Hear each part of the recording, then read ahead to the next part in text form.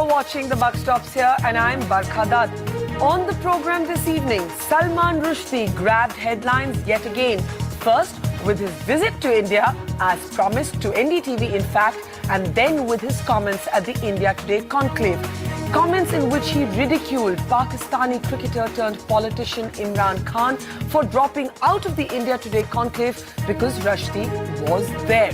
Rushdie hit out at Imran Khan, calling him a dictator in waiting. But now Imran Khan is hitting back.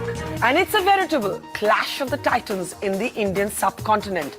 Imran Khan, in an interview to The Buck Stops Here, has described Salman Rushdie to be a small man. Remember, Rushdie even compared Imran Khan to Muammar Gaddafi, calling him a better-looking version of the dictator.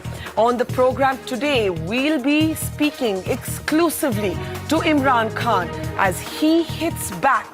These two big names in their own spaces, raising the temperature of the debate. Imran Khan speaking to us earlier, our newsmaker on The Buck Stops Here.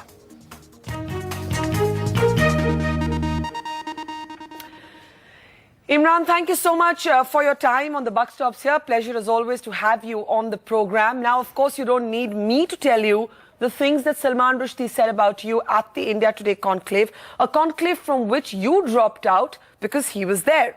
Now, he compared you with Gaddafi. He said that your decision represented a kind of intolerance. He called you a dictator in waiting. Are you stung by these comments?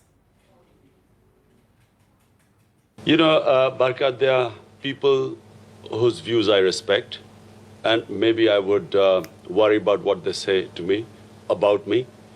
But Salman Rushdie is someone I couldn't care what he says. Because, Barkha, he's someone who has caused so much pain to over 1 billion people in this universe. Someone who is, who knew the impact of what he did. You see, I can understand Westerners.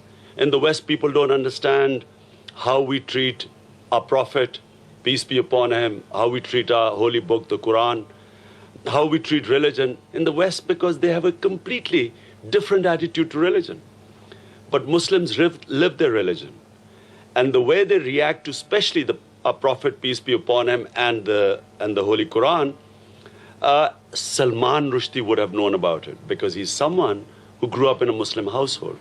So therefore, the fact that, he wrote the book and caused so much pain, there was no way I was ever going to be on the same platform as him.